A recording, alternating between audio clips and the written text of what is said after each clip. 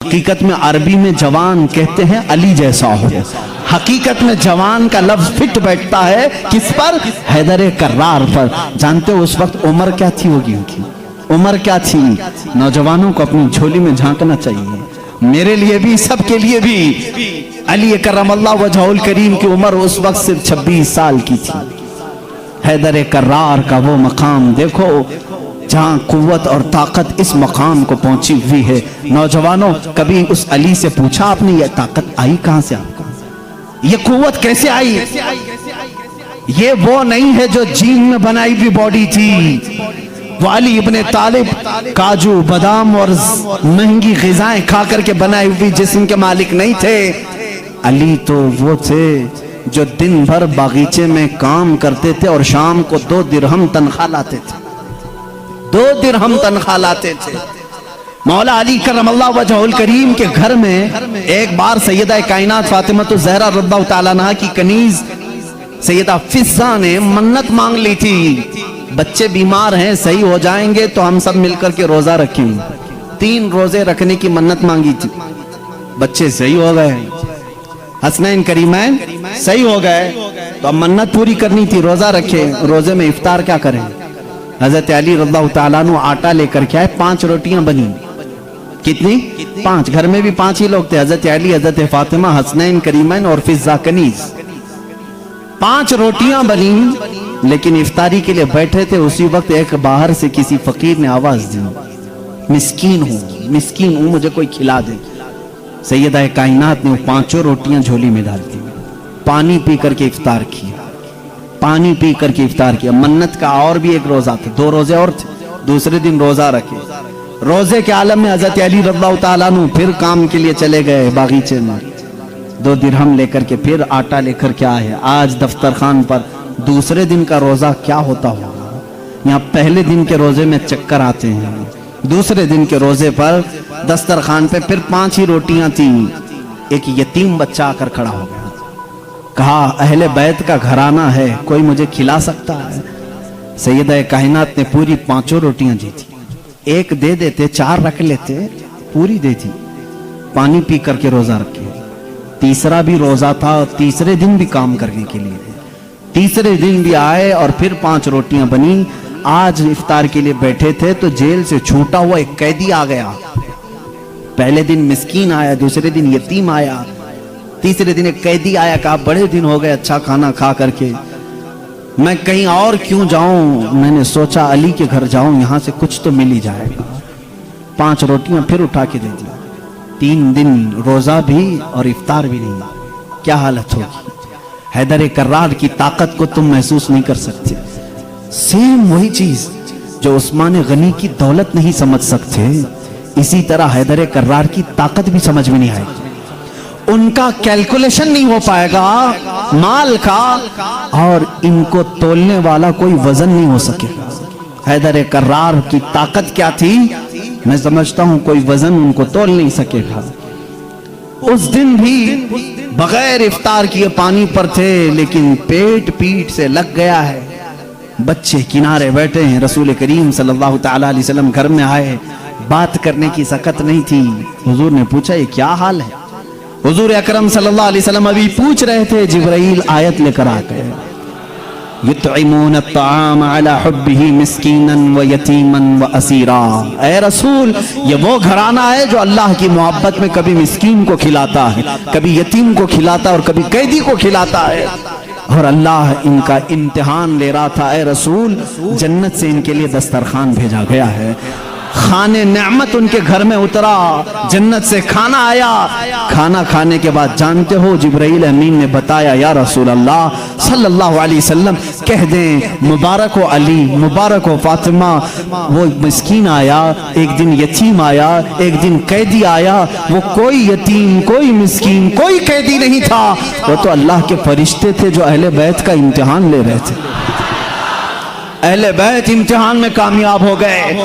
علی کرم اللہ وجہہ الکریم کا حال وہ ہے. میں نے ایک واقعہ پڑھا تھا، حضرت عثمان غنی نے ایک دن دعوت کی تھی حضور صلی اللہ علیہ وسلم کی. یہ میں نے اپنی عربی احادیث میں نہیں پڑھا، اردو کی کتابوں میں ملتا ہے. میں اس روایت کی تصحیح اور تضعیف سے بحث نہیں کرتا، لیکن بات پتہ کی ہے۔ حضرت عثمان غنی رضی اللہ تعالیٰ عنہ حضور کو بلایا اپنے گھر صحابہ کے ساتھ کھانے کے لیے، لیکن پیچھے چلتے چلتے حضرت عثمان غنی حضور صلی اللہ علیہ وسلم کے قدم گنتے جا رہے تھے، قدم گنتے جا رہے تھے۔ تو حضور صلی اللہ علیہ وسلم جب گھر کے قریب پہنچے تو پوچھا عثمان میرے گھر تک قدم کیوں گنتے آئے؟ کہا یا رسول اللہ صلی اللہ علیہ وسلم عثمان کی یہ خواہش ہے کہ آج آپ میرے گھر تشریف لائے ہیں، جتنے قدم میرے گھر تک آپ کے پڑے ہر قدم کے بدلے ایک غلام آزاد کروں۔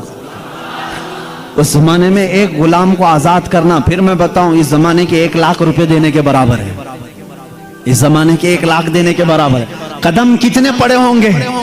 اتنے غلام حضرت عثمان غنی نے آزاد کر دیے، حضور کی شان سے ضیافت کی۔ یہ حضرت علی بھی اس دعوت میں تھے، گھر آئے تو آپ غمگین تھے۔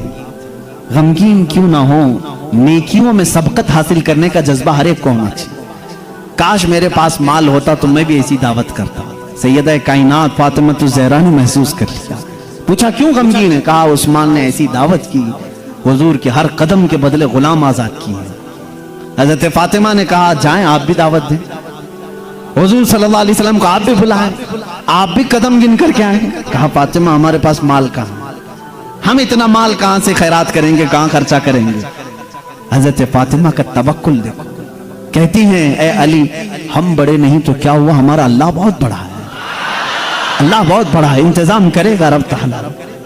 حضرت علی نے یہ بھی نہیں کہا عورت کی بات سن کر کہ کہاں جائیں، وہ دختر رسول تھی، یقین کیا اور گئے، آقا کل وہاں گئے تھے آج ہمارے ہاں آ۔ حضور صلی اللہ علیہ وسلم نے دعوت قبول فرما لی، صحابہ کو کہا چلو ساتھ چلو۔ حضرت علی گنتے گئے قدم، فاطمہ نے کہا ہے گنتے ہوئے گھر تک آئے۔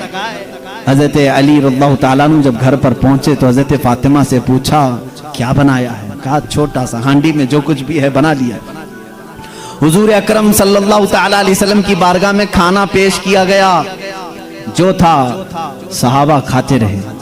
اس دسترخوان پر جتنے صحابہ آئے سب کھائے، اس ہانڈی کا کھانا ختم ہی نہیں ہوتا۔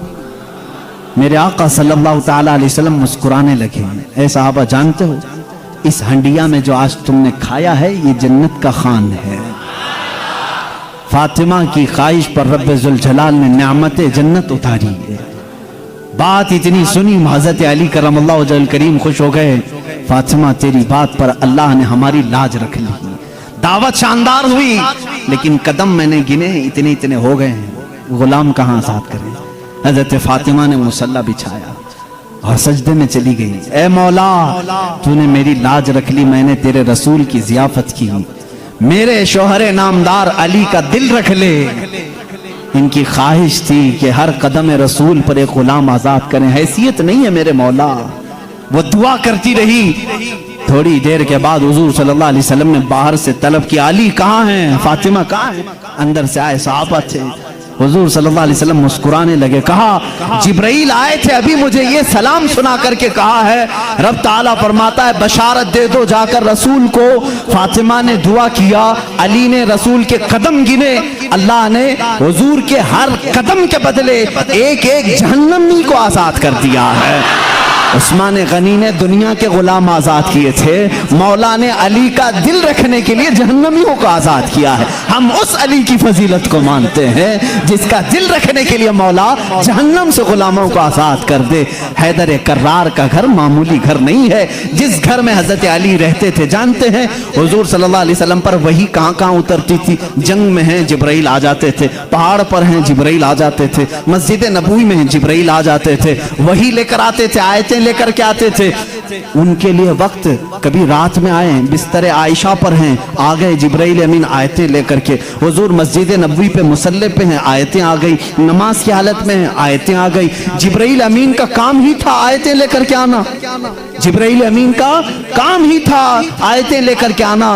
23 سال تک پتہ نہیں کتنی مرتبہ جبرائیل آئے، لیکن ایک ایکسپشن آپ کو میں یہ بھی بتا دوں، حضور سید الانبیاء صلی اللہ علیہ وسلم جہاں بھی ہیں جبرائیل وقت ہوا، اللہ کا حکم ہوا، قرآن کی آیتیں لے کر کے آئے، لیکن اس وقت جب رسول کریم صلی اللہ علیہ وسلم فاطمہ کے گھر میں ہوتے، اگر اپنی بیٹی کے گھر میں ہوتے، حیدر کرار کے گھر میں ہوتے، اور اگر آیتیں لانی ہوتی جو جبرائیل جنگوں میں آئے، پہاڑوں پہ آئے، مسجدوں میں آئے، مصلی پہ آئے، فاطمہ کے گھر کی چوکھٹ پر کھڑے ہو جاتے تھے اور اندر سے آواز لگاتے، یا رسول اللہ اپنی دختر سے کہہ دیں، پوچھ لیں جبرائیل کو اگر آنے کی اجازت ہو تو آ جائے، آیتیں لے کر کے آئے۔ اسی لیے برادر اعلیٰ حضرت فاضل بریلوی امام زمن نے کہا ہے، بے اجازت ان کے گھر میں جبرائیل آتے نہیں، بے اجازت ان کے گھر میں جبرائیل آتے نہیں، قدر والے جانتے ہیں عز و شان اہل بیت۔